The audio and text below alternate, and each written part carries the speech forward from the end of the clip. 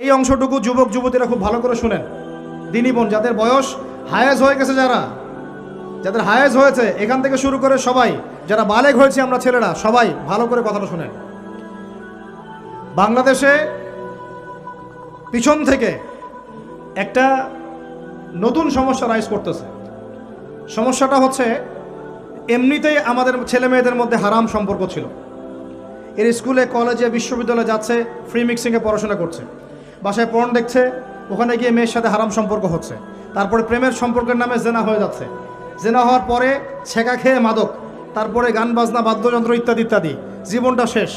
এদিকে ওই ব্যভিচারী মেয়েরা কারো কারো ঘরে যাচ্ছে, দাঁড়ান আমাকে বলতে দেন, ব্যভিচারী মেয়েরা কারো কারো ঘরে যাচ্ছে, ওদেরকে নিয়ে আপনারা আবার সংসার করতেছি। এই হচ্ছে না সিচুয়েশন। একজনের 5টা গার্লফ্রেন্ড, একজনের 4টা গার্লফ্রেন্ড, আরেকজনের 3টা বয়ফ্রেন্ড, 4টা বয়ফ্রেন্ড। এই ধাপগুলো পার হয়ে হয়ে এরা সংসারের জীবনে আসতেছে যখন বয়স হয়ে যাচ্ছে 25-30। সমস্যা কিন্তু এটা ম্যাক্সিমাম সবার ক্ষেত্রে হচ্ছে বলবো না, অনেক একটা বড় অংশ এই সমস্যা ফেস করতেছে। এর মধ্যে এই ফ্রি মিক্সিং এর মধ্যে শুরু হয়েছে নতুন একটা জিনিস, যে ভালোবাসার আবার লিঙ্গ কি, ভালোবাসার আবার এখানেই শুরু হয়েছে ছেলে ছেলে জেনা করা এবং মেয়ে মেয়ে জেনা করা। ছেলে ছেলে জেনা করা আর কি বললাম বলেন, মেয়ে মেয়ে জেনা করা, নাউজুবিল্লাহ।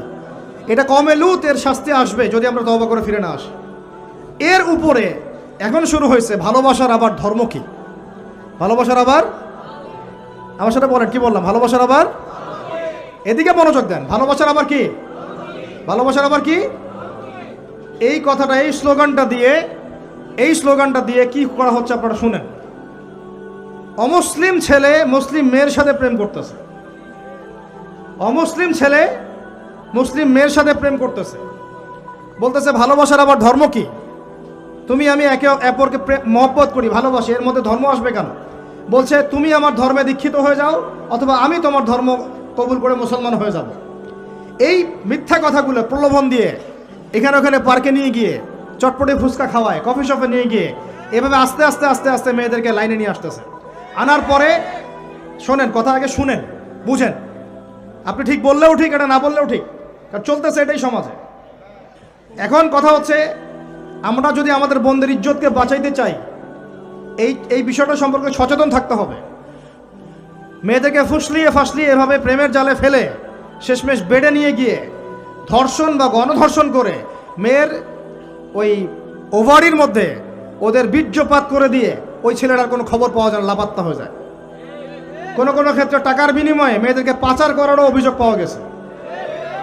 এবং এই কাজটার নাম তারা সংঘবদ্ধভাবে দিয়েছে, এর নাম নাকি লাভ জিহাদ, বলে নাউজুবিল্লাহ।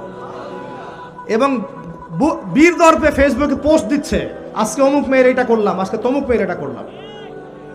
ভিতর থেকে একটা চক্র কাজ করতেছে, এবং এই চক্রের কেউই মুসলিম না, এই চক্রের কেউই কিন্তু মুসলিম না।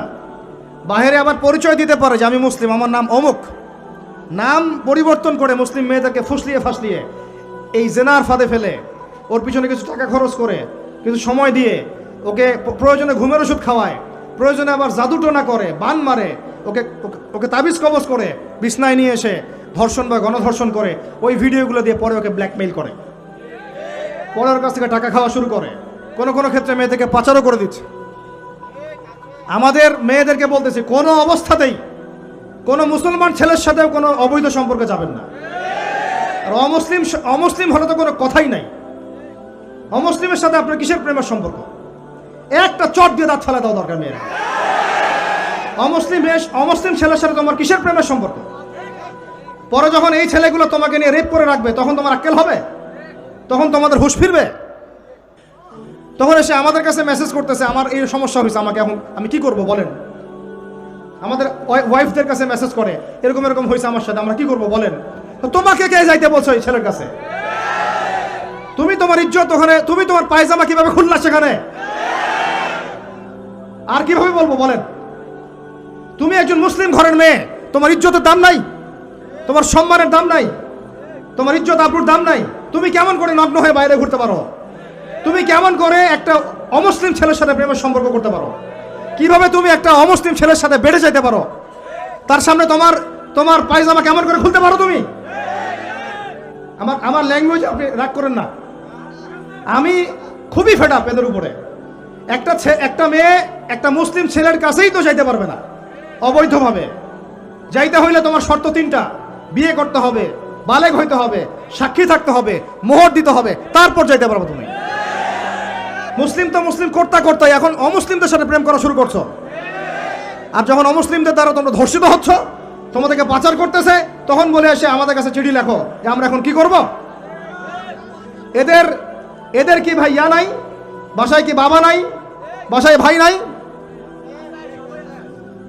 এই চক্র থেকে সাবধান থাকেন।